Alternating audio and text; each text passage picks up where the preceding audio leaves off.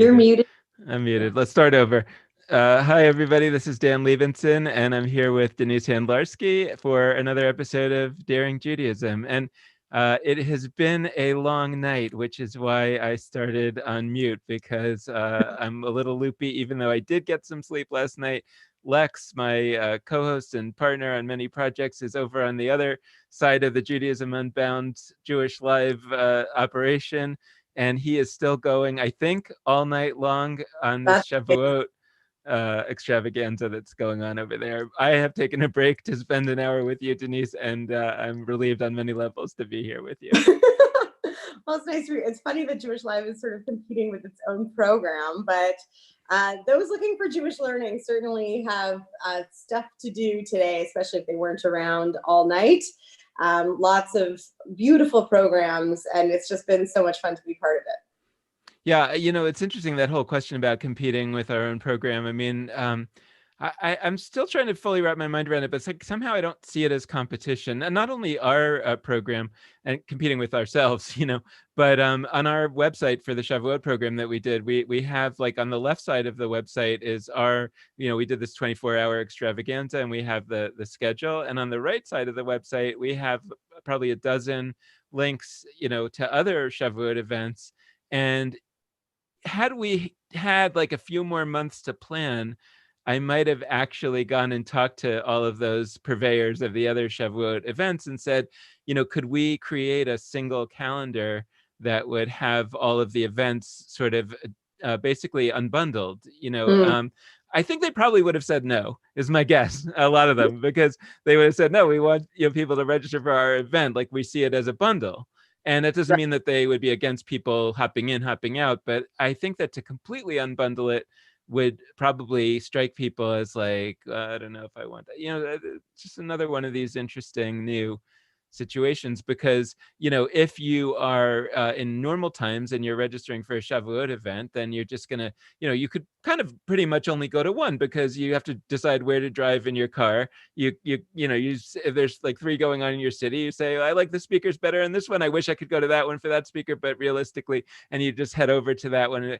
In this situation, you can actually go for an hour to this one and an hour to that one, and it's just a completely different situation. And I wonder also next year, on the assumption that next year we can have in-person Shavuot events, I wonder if we will want to, meaning I think this Ah. has been so good. Well, I agree. And it kind of, this is a little bit of like, one of my pet peeves in the world is that sometimes the pluralistic Jewish spaces will defer to the Orthodox way of doing it. So I usually attend the Tikkun Leil Shavuot at the JCC in downtown Toronto, which serves a very large, population. About 500 people usually come, people who are Jewish, people who are not Jewish. It's a big, big event. But they try to make it what they call hug friendly, which means that you're not allowed to use tech for those who are observing the, halachic, like the Jewish law rules of the holiday. And so, By the way, before you say that, I just was remarking when we started, I was going to say, like, not only, like, this is, I think, the only Jewish live show that happens in two countries simultaneously. And when you just said that, I thought you said it was hug friendly. And I was thinking, like, oh, that's like a, I would, anyway, whatever. But go ahead. You said hug friendly. Now I get it. The holiday friendly, like with that, we'll do the rules of the most observant. So I'm not allowed to do like a PowerPoint or something because it has to be all low tech. And they did it online. They also created options. So a bunch of us rabbis put out like an at-home study guide that people could download and print beforehand if they wanted to go that route. So they did make it accessible, but it was nice, frankly, for us to not defer to the Orthodox way. The majority of people who come are not Orthodox. And I'm worried that next year, if we aren't able to be in person, we'll go back to following the rules around tech and not be able to make it so much more accessible to people who are not going to come to downtown Toronto and but would have accessed it online. So I actually do hope that this shifts things. Yeah, well, it's interesting. I mean, the other possibility, right, is that, I mean, I could tell you with 100% certainty, I shouldn't say 100%, but nothing is 100% in life, but let's say 99% certainty that Jewish Live will be doing another 24-hour extravaganza next year. Right. And I wonder if we'll team up with secularsynagogue.com and, whoever else wants to do that.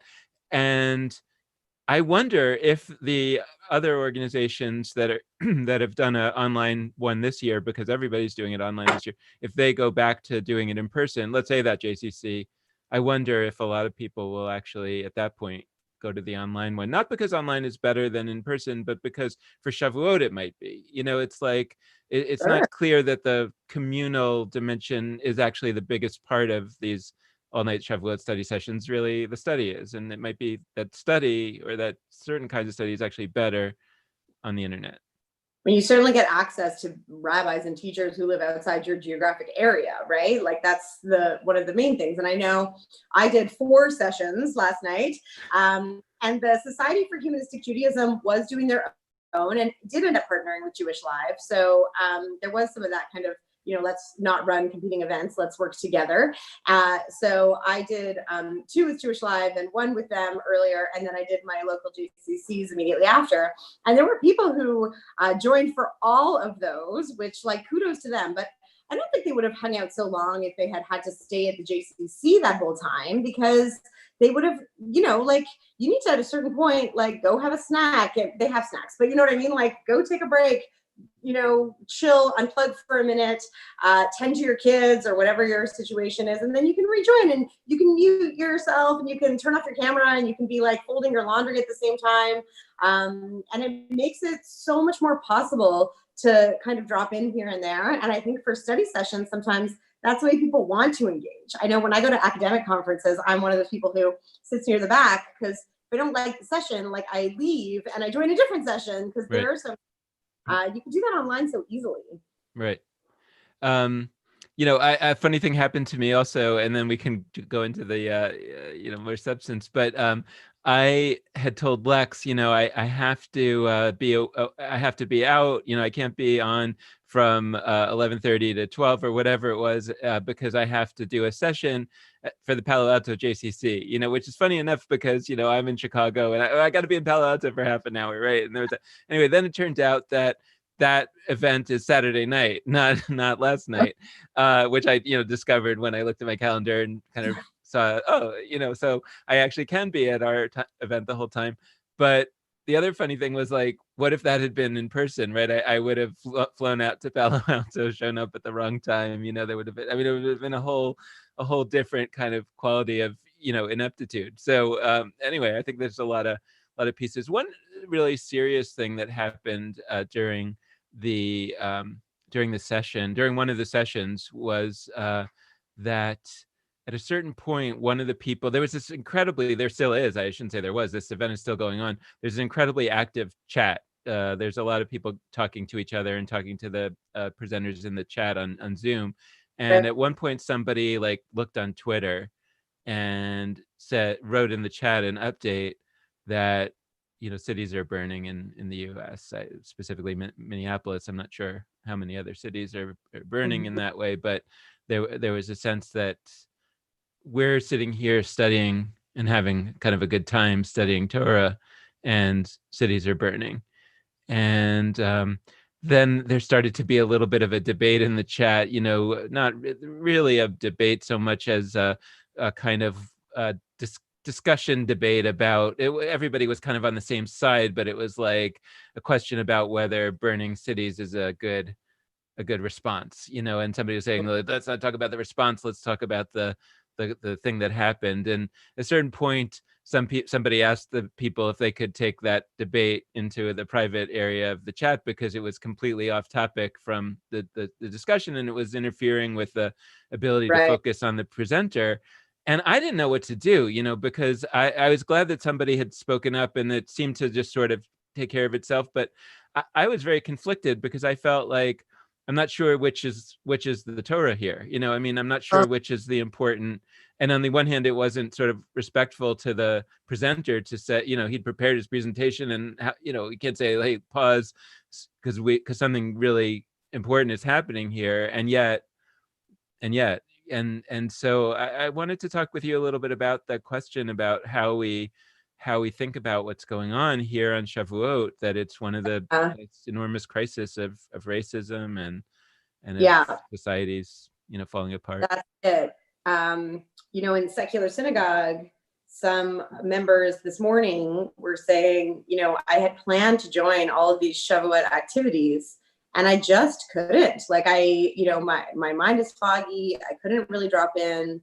And I'm so, we're grieving. And that's true for the Jews of color. And it's also true for those who obviously just want to see justice in the world. We're impacted differently. And, I did struggle with it. It did seem to me strange to be, doing the topics that were pre-planned. In my case, stuff on Jewish feminism and the Me Too movement in Jewish text, and then talking about intermarriage. And it's hard when you know that members of the community are afraid and, shocked and saddened, and it is hard to process. So I often, I do wonder whether, what is the thing that has to happen that makes us say we're not carrying on as though it's business as usual. And it's not just when it happens to sort of the African American community. And I do want to also name, because I am in Canada, also yesterday, there was what appears to be the murder of a Black woman by Toronto police. She was pushed off a balcony, and nothing is certain yet, but it does definitely seem like it's a murder, similar to other murders of Black people by police. And so this is an issue that's affecting lots of us, locally and sort of globally. And it reminded me a little bit of last year when there was the synagogue shooting in California. And we were gathered at the Society for Humanistic Judaism, which is the movement organization of secular humanistic Judaism. And one of my, secular synagogue congregants, and like somebody that I'm really close to, was having his formal kind of adoption into Judaism. So we call it adoption, some call it conversion, but he's a Jew by choice. And we were celebrating him, and it was just, an hour maybe after we had heard about the shooting. And I said, I'm not going to talk about the shooting yet. We will talk about it. There is a space for that. But we also, I think, have to celebrate the moments to celebrate. And sometimes horrific events make it all the more urgent to do the celebrating. So we celebrated him, and then we sort of grieved. And I felt like Shavuot was like that also. That not everybody has the bandwidth to participate. But for those who do, what better thing to do in the face of fear and hatred than celebrate who we are and be in community with each other. And so I do think it was an appropriate thing to do, although I also see why it's appropriate that people interrupt and say, like, I can't believe what's going on. I think all of it is right. Yeah. And then today, after some of the Tikkun Leil Shavuot stuff and the extravaganza stuff winds down and we're sort of moving into Shabbat where we're maybe more quiet, I do think this is also an opportunity to keep the study going and focus on texts about race. I think reading White Fragility by Robin DiAngelo, for those who are white, would be a great thing to do this Shabbat. I think reading the voices of people of color, both responding to the current crisis, but also, this morning I was in a session where we read a poem by Langston Hughes of the Harlem Renaissance. I think we can turn our study that way now and do some deep work thinking about racism in the Jewish community as well. Yeah. I mean, yeah, to the latter, definitely. I mean, it's interesting. I was talking to my wife last night. I don't remember, maybe when I came up in the middle of the night, or somehow she was up and we were talking a little bit. And she said, if this was happening to Jews, the Jewish community would be, absolutely up in arms. I mean, like that's the thing that I have trouble wrapping my mind around. I mean, the where I think we are failing utterly as a project. I mean, Judaism, any version, secular to Orthodox, and everywhere in between, is failing in that we are not as we're just not doing as much or even saying as much about these racist events. And I don't only mean killings and murders by police of African Americans. Of course, that's horrible, but there's so many other horrors as well and including voting rights and just a whole range of horrors. And it's like if a little if like a swastika is etched into a pole in a campus, university campus, the Jewish community goes crazy. The ADL goes crazy. And by the way, half the time it was like some Jewish student doing it as a cry for help.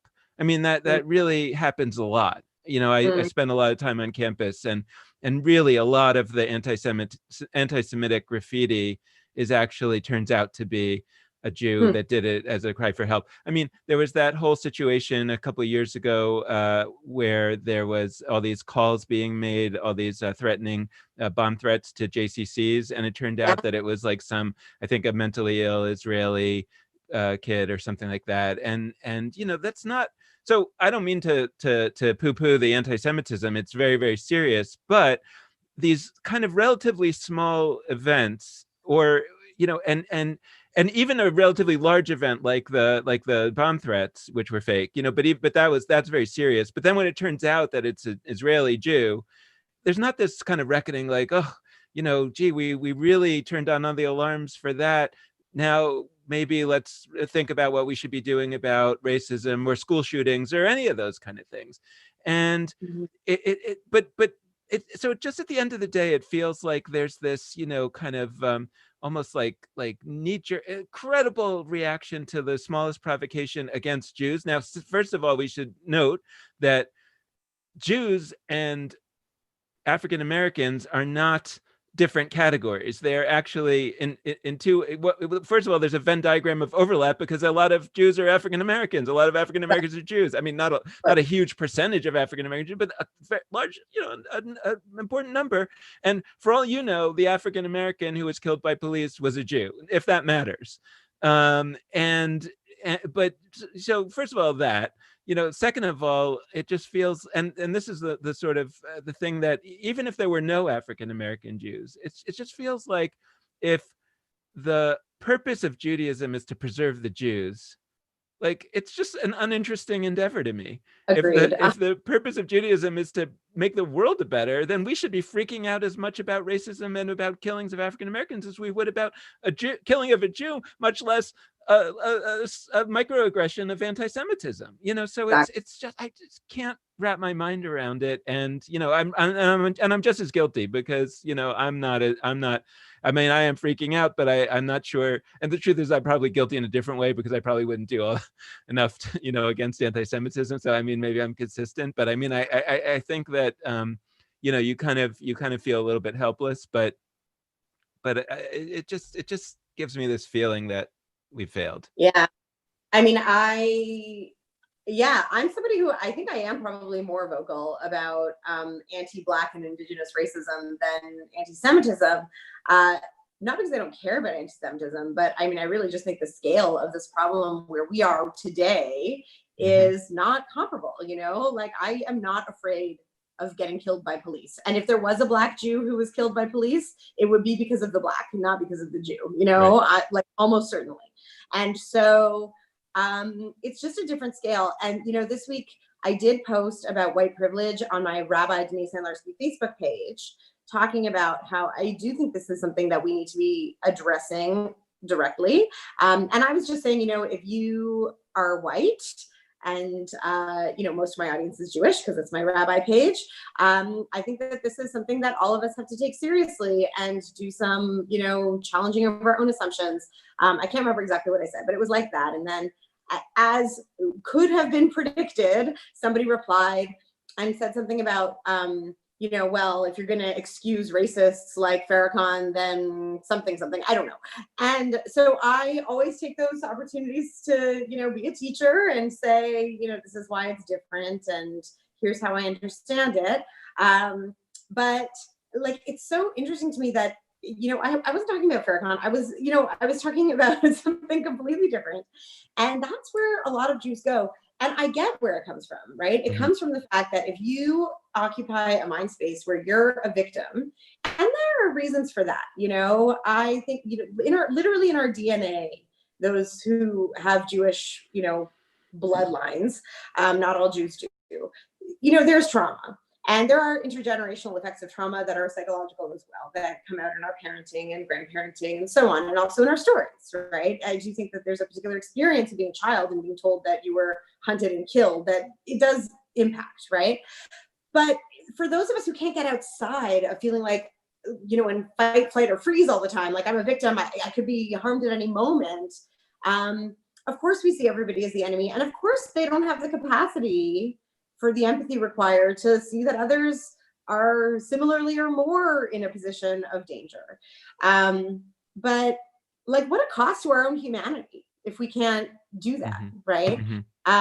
So I just think it's one of the very saddest impacts of anti-Semitism when it makes us not able to feel for others who are imperiled. And to me, part of my rabbinate is helping people a little bit move through trauma and see that it's possible to be both somebody who's marginalized and somebody who is privileged at the same time. And if you're a white Jew, that's you. Yeah. Two little stories about that, about kids. One that I heard the other day and one that happened in my family many years ago. The one that I heard, and I can't remember who it was, that maybe Yehuda Kurtzer, but somebody was reporting about something with their child who, I think the exchange was something like the child said, "Who are the Jews?" And the parent said, "Well, we're the Jews," and the kid starts breaking into tears, like crying, hysterically. And the parent says to the kid, "Well, why are you crying?" He says, like, "I don't want Pharaoh to get me." And, like it's so internalized. And then with my son, when he was very young, he said to my wife, "Mommy, I know that Pharaoh's the bad guy of Passover and Antiochus is the bad guy for Hanukkah and Haman is the bad guy for Purim, but who's the bad guy for Shabbat?" And, it was like, I think my wife wanted to write a children's book called Who's the Bad Guy for Shabbat, which is all about like the terrible way that we've taught Judaism, that it's all about, that joke they try to kill us, we survive, let's eat, but it creates this sense of trauma, which is, again, like you say, understandable. Not completely uncalled for, because there's certainly anti-Semitism. There's certainly, it could happen again. There's all these things, right? And yet, mostly those Jews who came from those bloodlines, so to speak, in other words, white Jews, are doing pretty well in the world these days. And and seem to have, in my view, derived at least only half the lessons from that experience, which was that we should make sure it doesn't happen to us again. Good. You should not let it happen to you again. But also, and this seems to be the lesson of Judaism as I read it, that because we suffered, we have a sacred mission to make sure that nobody ever suffers again. And that's the one that we seem to have trouble holding on to. I mean, nothing makes me more angry in our communities when people, when there is an anti-Semitic incident and then somebody says, this happened in a Facebook group I'm part of for Jewish people, kind of like in Toronto, and someone pointed to, there was an anti-Semitic incident at a synagogue in Montreal, desecration, and someone said, this is exactly why immigrants are a problem, or something like that. Like, wait a wrong takeaway, like, way to misread it, right? And then all these other Jews said, look, like, if you're gonna say it was tragic that people fleeing the Holocaust weren't allowed into Canada, how can you now say that we should close our borders to people in need? You can't have it both ways. And I was born in South Africa, and when I was young, I remember being surrounded by people in the South African Jewish community who would say horrifically racist things. And even as a child, I thought, like, well, if you don't like it when people do it to you, I don't understand how you could do it to others. But as an adult, I do understand. It was like they were so grateful to be classified as white under apartheid, right? Like, what and it maybe wouldn't have gone that way, right? And so we learn to perpetuate hatred because we're invested in our own safety.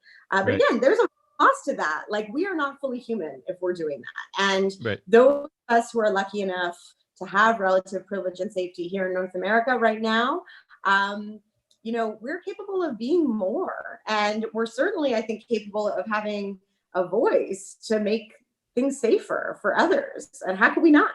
Right. I mean, you know, it's almost a cliche to whip out this text, but I mean, you can't not whip it out, which is the Haftorah for Yom Kippur from Isaiah, where you know, it's sort of quoting God. He's saying, you know, I don't want your ceremonies if you don't derive from that you should care for the poor and the needy and the widow and the orphan, and you know, and God is saying that your ceremonies, you know, in that case a fast, but your ceremonies are disgusting to me.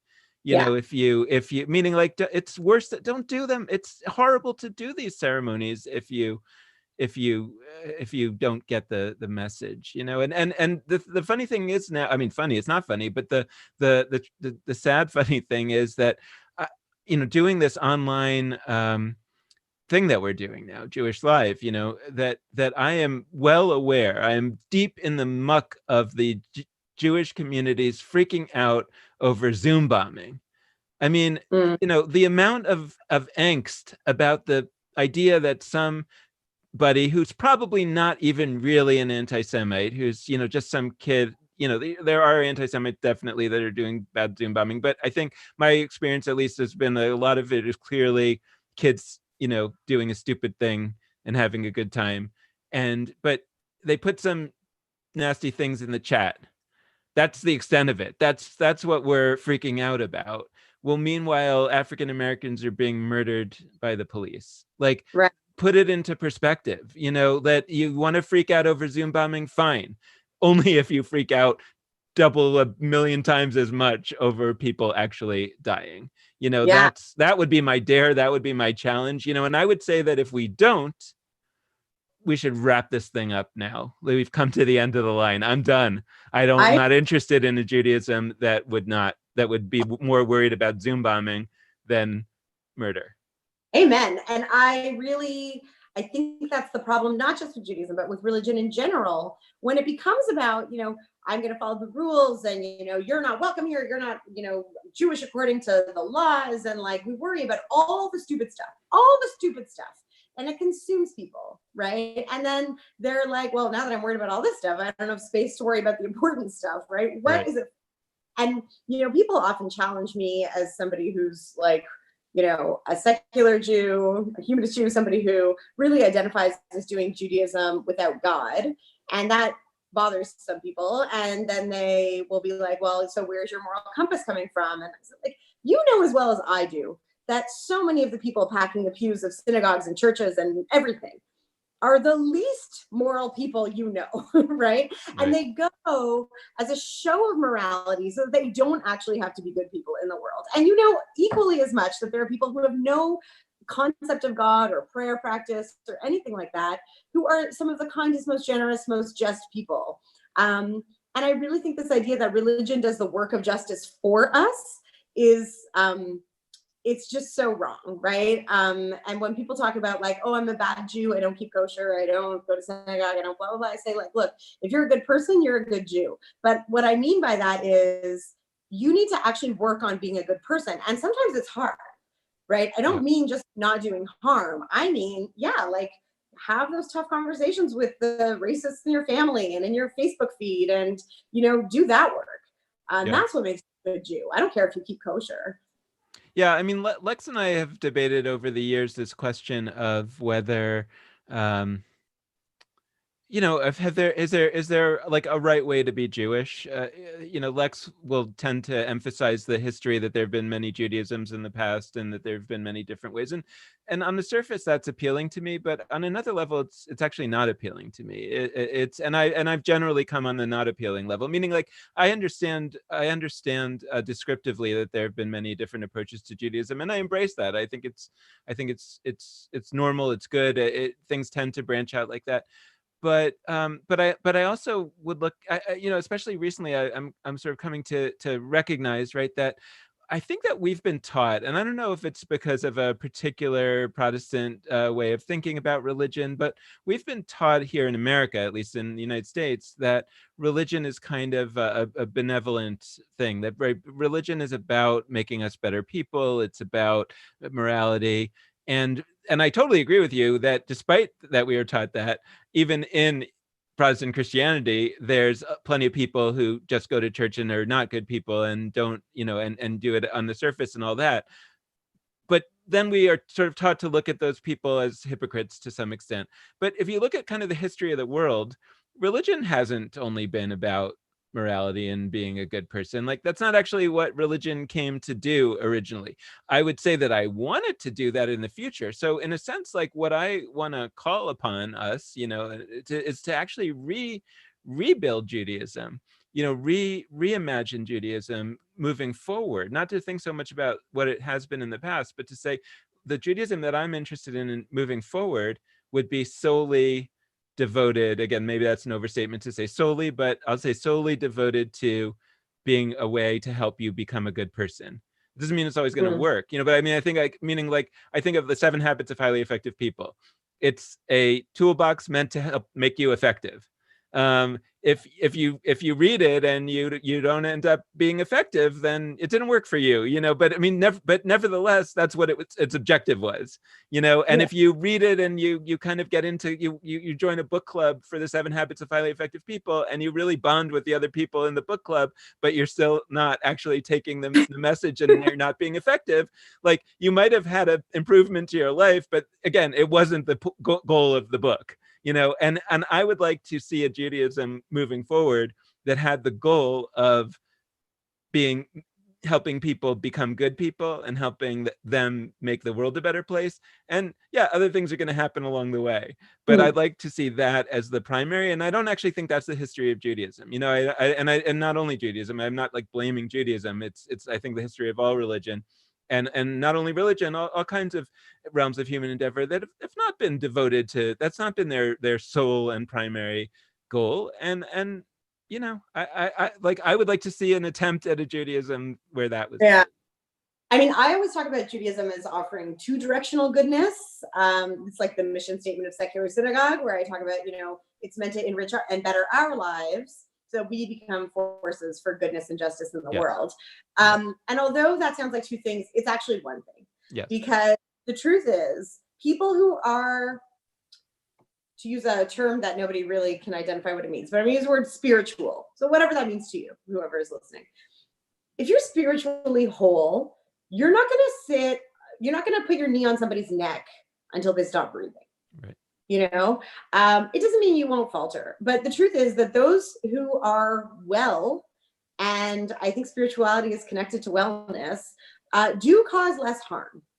Even without it being about religion, sometimes I think, like, if everybody could just do yoga, like, I just think the world would be more peaceful if everybody had a regular yoga practice, because when you're nourished and when you're okay, you're not going to cause as much harm. So while I agree that I think the large goal is about making a more just world, it is sometimes enough to just make people's lives better, because that will make the world better, because everybody ripples, right? I would say very little neutrality. You're either someone, whoever you are, who is having a positive impact or a negative impact overall and in any moment, right? It's not always like when I'm yelling at my kids because, like, I'm sort of really sick of being in quarantine with them. That's probably not having a positive impact on the world, but hopefully my overall life is, right? But we're doing one or the other pretty much all the time. So the better we are, the better we're going to be for others. And I think there are a lot of problems we're trying to fix in the world, violence and addiction and abuse, that actually can be solved if people feel spiritually okay. So there is a job for Judaism to do there. But not if we focus on all the crap. Like I said, like, that should be intentional, that we make your life better so you're better for others. Yeah, I totally agree. So I wonder, I know that you wanted to talk a little bit about the Book of Ruth, because that's a traditionally read book on the holiday of Shavuot that we have. I'm not sure. I assume that you wanted to go in some directions having to do with feminism and things of that nature. I wanted to open it up, though, with a perspective on race, which hadn't really occurred to me too much before in terms of the Book of Ruth. But it actually grew out of a conversation of some study that I was doing with B'nai Lappi on another show that I do called the Oral Talmud. And we were studying this passage in the Talmud. It's kind of a famous passage where Rabban Gamliel, who was kind of the president of the early rabbis, he got kicked out of office. And when he was kicked out, they say they removed the guards from the gates and 700 students flocked in. And they solved all the problems that were pending that day. And the only one that's given an example of is that there was a man who was from the another nation, the Ammonites, basically what's in today Jordan, and he wanted to become a Jew. And the Torah explicitly says that an Ammonite cannot become a Jew, and they decide in all kinds of legal mechanics that they figure out a way that he can become a Jew. And so, in a way, that story is about, like, if you open the doors to all, one group of people that had been kept out, the first thing they want to do is try to bring in the other people who were kept out. That's not always how it actually happens. Sometimes the people who are kept out come in and now they feel like insiders and they try to keep out the next group. But nevertheless, it could happen that way. And at least in the story, it happened that way. And I like that story. But the interesting thing is that in that passage in the Torah that says that an Ammonite can never become a Jew, it also says that a Moabite can never become a Jew. And Ruth is a Moabite. She's from this other place. It's also in Jordan called Moab.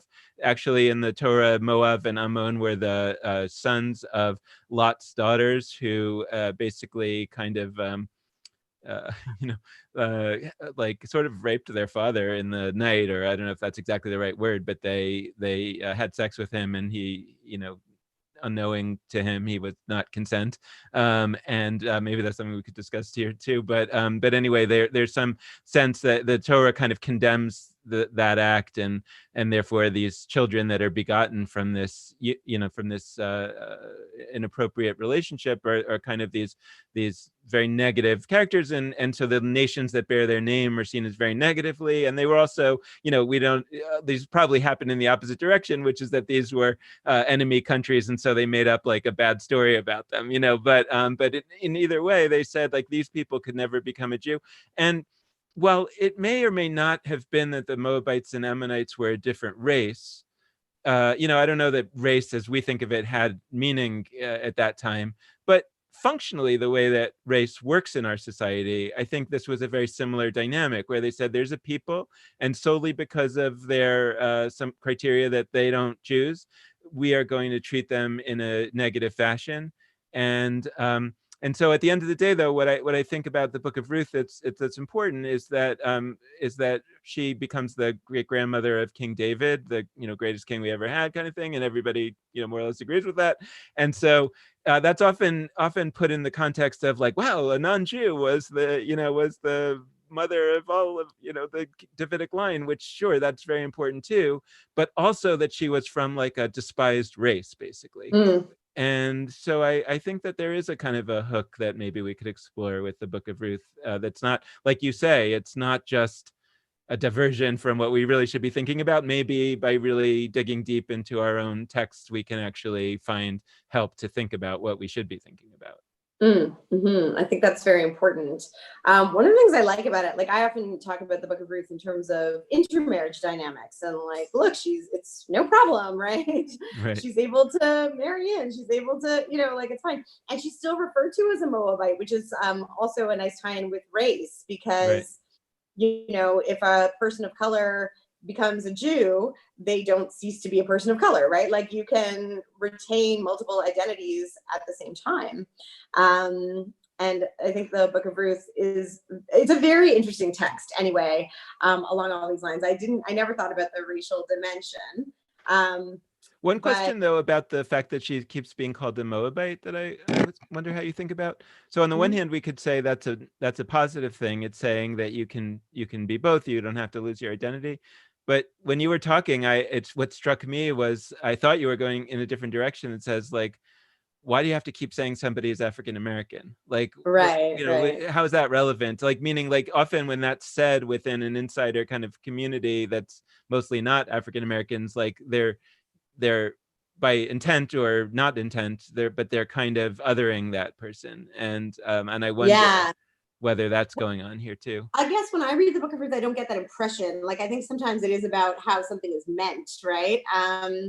And it seems like, the famous line from the Book of Ruth is, your people shall be my people and your God will be my God. And so it doesn't seem complex, in a sense. It's not like, but you're not fully welcome. And there's no classes she has to take, and there's no sort of tests of allegiance. So it doesn't bother me that she's still referred to as a Moabite, but I understand that you could read it that way, right? Mm-hmm. That's the dynamic nature of text. There, it will resonate differently depending on perspective and experience.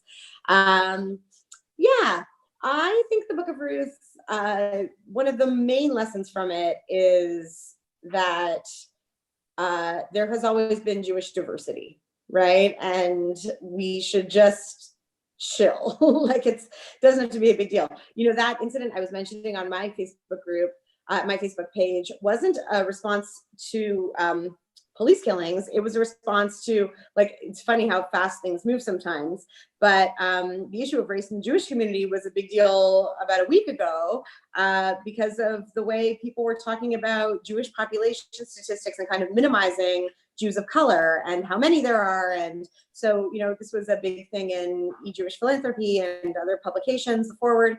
That's what I was talking about before race was in the news, and it was devastating kind of in a new way. But just a reminder, like, and we spoke last week about how the Book of Numbers starts with the census, and there's all this obsession with counting, as though, in a way, of course, it matters that there's a significant percentage of the Jewish population who are Jews of color. And in a sense, it shouldn't matter. Every Jew matters on their own, right?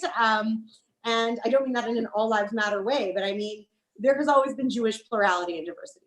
Mm-hmm. It's in our earliest texts. It's been throughout history. And you're right, that race is a fairly new concept, right? Certainly those who wrote our biblical texts, sorry about that, they did not think about race the way we think about it. That's for sure. So we're imposing some of our points of view on it, which is fine, but that's just good to know that that's what we're doing. But yeah, I mean, I think the lesson of the Book of Ruth is that diversity is good for the Jews. Mm-hmm. And I mean, how do you think about, though, that, like, I don't know, like, how, I suppose, right, like you were saying earlier, we have the the danger, like, if you're a conservative, there's actually a mixed bag about the idea of writing a text. On the one hand, a text has great conservative power because a text allows you to at least attempt to freeze a present reality in some kind of Right. dead hand sort of way that's going to outlive a particular human being. The danger from a conservative perspective of a text is that if the more progressive voice can figure out a hook to read your text in a way other than the way that you meant it, meaning if you don't write it perfectly, and maybe there is no way to write it perfectly, somebody's going to come along and say, see, even back then they said, right? And that's kind of where I wonder about the Book of Ruth. It's like, part of me feels like, what I said about a Moabite can never become a member of the Jewish people. Probably that was referring to Moabite men, right? And right, because men is what counted back then, and probably the idea that you could defeat the men and make off with their women, that was actually like part of the game. Like, that was that. So the idea that a Moabite woman, you could marry a Moabite woman, well, maybe that's not actually so shocking, depending on how you look at it. And then the idea that that so so then maybe it's like some kind of triumphal narrative. It's like see, we took one of their women, and and then the king came from it, but it wasn't like, oh, the Moabites are so great. It was kind of like, I don't know, somehow we took something from them. I don't know, but I mean, I guess I'm saying, like, I wonder what the original intent was of the author of the Book of Ruth, and to what extent it really was a meant to be kind of pro intermarriage, so to speak, or whether it was like just a badly, a botched attempt to to do something conservative, and it turns out that it's given us a great hook for an idea that we really Maybe. believe in today. I don't know. That's fun to think about. Certainly, like we've talked before how my PhD was in literature. And so that's the whole idea of deconstruction from Jacques Derrida, is that exactly that the text will always subvert itself. And once you release a text into the world, it doesn't matter what the author intended. But with the Book of Ruth, I mean, the reason I think it's such an interesting text about intermarriage and also becoming Jewish is that it doesn't happen at the moment of the marriage, right? Ruth was married to Naomi's son, and that's not the moment, right? The moment is later. The guy died, and then she says to Naomi, right? So it's actually not about that, like she was taken and possessed, and like now we own her. In this particular narrative, it is a choice, and it's about a love for another woman. So, like that's so interesting that that's in a text, right? And so that's why, like, I think it's clear that it was a kind of intermarriage before that, because she had not yet said, your people will be my people and your God will be my God. That comes later. Right. How do you feel about, so, I mean, you gave a talk last night at our Shavuot event about Me Too and, sort of feminist kind of things. Like, the Book of Ruth has like some interesting mixed bag of feminism, right? I mean, like on the one hand, there's this,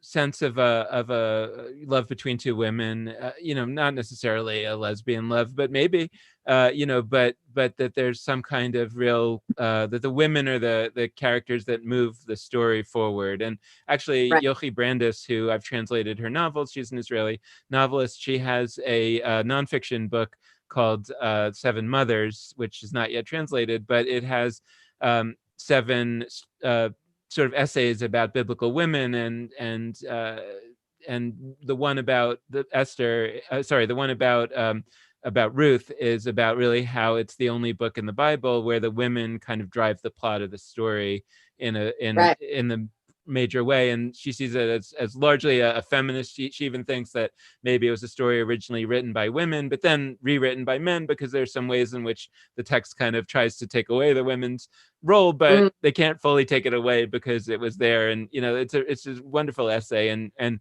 for those who speak Hebrew, there's a podcast called Osim Tanakh where she did an episode about this. So it's interesting. But the other piece of it, though, is like, and this hadn't occurred to me until just now, that if we think about the original sin of Moab, right, it's that the daughter of Lot kind of came to him in the night, and he was drunk, I think, but she kind of had sex with him, and he was not the consenting one.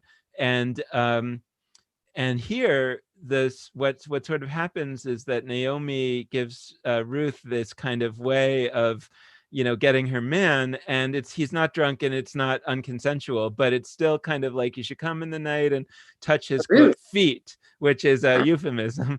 And so it's actually, it hadn't occurred to me the overtones with Lot's daughter that's there, and the whole Moab idea. So I don't know, but I mean, like, that part feels a little icky to me. It feels like a little kind of, I don't know, not the most honest. This is what I'll say about that. Last night in the session for Jewish Live and the Society for Humanistic Judaism, I talked in the session you're describing about Me Too and text.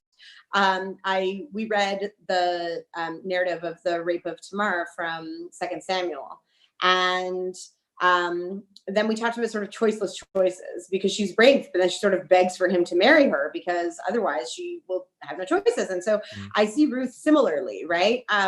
You can think that the whole seduction of Boaz is like icky, as you said, but like, what are Ruth and Naomi supposed to do? Naomi's the mother-in-law. And remember, her son has died, so they don't have any protection or, way to earn a living. And so Naomi is like, first, like, Ruth, go back to your people. Like, I can't take care of you. Mm-hmm. And so this is an act of desperation for both of them, right? And if you live in a world without a lot of choices, like, it does seem to me sort of feminist, especially Mm-hmm. because Ruth hasn't been harmed the way Tamar was. I also want to say about Lot's daughters, the other text we looked at last night was earlier, which never gets the same play as what Lot's daughters do later. But, Lot offers his daughters up. Right. He says, Right. He's protecting men who have come to his home. And this is seen in some circles as like a great act of hospitality, that he won't let these men be harmed. But he says, like, here, take my daughters. They're virgins. Do whatever you want to them. So I see the whole Lot's daughters thing as about revenge. And I see the Ruth and Naomi thing as about like what women do when they're in a world without choices, right? And it does seem very feminist to me. And it's sort of happy because Boaz is willing and nobody gets hurt and it's all fine. Right. I love that. I actually think like it's interesting. It's because it's also interesting to see like again, right? I mean, this may be a stretch. I mean, maybe not. It's one of these ones where there's, where right that the Book of Ruth is seen by LGBTQ folks often as a kind of one of a number of. I love this. B'nai Lappi talks about what she calls donkey stories. She actually got that from Lisa Edwards, another lesbian rabbi, who says that if a donkey knew how to read, if a donkey could read the Torah, then they would notice that there are all these stories about donkeys, and they would say like, oh, the Messiah will come to Jerusalem on a donkey. Like without a donkey, he couldn't come to Jerusalem, right? And like we emphasize the Messiah, but the donkey would emphasize the donkey, right? Because you see yourself in the story, right? And so if we don't have queer folks studying Torah, then we never notice maybe that maybe Ruth and Naomi were a couple, and we don't necessarily notice. I mean, a lot of people have noticed, but we don't necessarily notice in a positive way that King David and Jonathan, the son of Saul, talk about David talks about his love for Jonathan in a way that sounds quite like they had a relationship, right? And so it's interesting to look at. So that point made, whether we look at the Book of Ruth as potentially a queer text, a queer positive text, or a like feminist positive text, in the sense that you say, well, and like in the queer text, it's like, well, they had to kind of be in the closet. You couldn't be a lesbian couple in those times, so you would have to marry a man to have support and to have acceptance in the community, but also they were together, something like that. And that your feminist take is that like they had to do what they had to do. I mean, this was a society where women didn't have power, and so actually what they're doing here is taking the power that they can take. And what's interesting to me to say, well, how do we read a text like that in our time when women, let's say, obviously still don't have the power that they should have, but more power, and you could say, well, but we still don't have the power that we should have, so we should still kind of do like well, what's the word? Not sneaky, but like sort of subversive things, in society, like, because we still have to. So that's what this text is telling us, like it's okay to do that. Or is it possible that in a time when maybe or maybe in a future time when God willing, God that we don't believe in, willing that women and LGBTQ folks would have, and all folks would have equal place. Like, how do you read a text like this and say, well, how do I read it today? Like, is there a way to read it from a position of power that is still empowering, but doesn't necessarily, right? The danger is we don't want to read it that like women should be, should have to seduce men in order to succeed in the world, right? I mean, but I do think we can extrapolate, like to tie to our earlier conversation, and say this is when people don't have power, they will find a way to get some power. So when there's looting and rioting, when there's racial injustice, no one should be surprised, right? I think that's one possible way to read it. I don't think anybody reads it today and says, okay, so women, this is what you should do. You should go out there into the fields and like trick someone. Like, I don't think we're so literal. But I bet some people do, but anyway. I mean, maybe.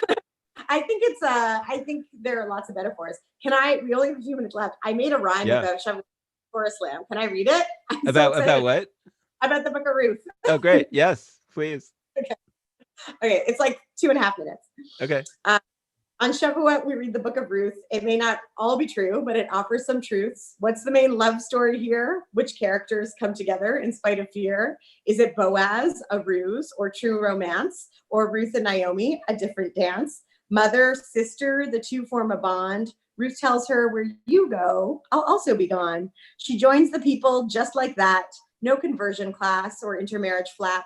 She says, your people are my people too. And they work together, those intrepid two. Times were tough for women. Naomi fretted they'd need a man or they'd get forgetted.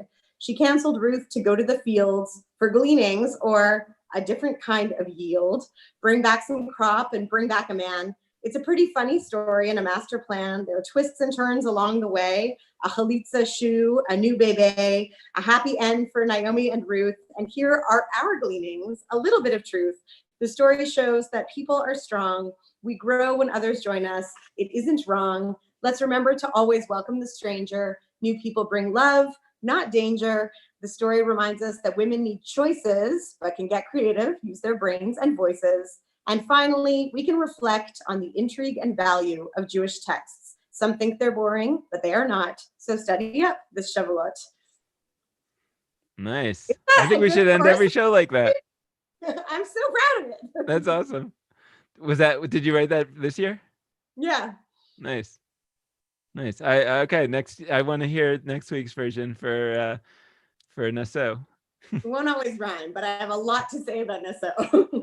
All right, that's the Torah portion next week. So there's definitely, and my advice, if you wanna read up beforehand, is there. If you find the, I don't know what the chapter breakdowns are, but if you go to the fourth Aliyah, pretty interesting. The fourth and the fifth, yeah, like you'll find the real meat of it in there, and I'm looking forward to discussing that and other things with you next week, Denise.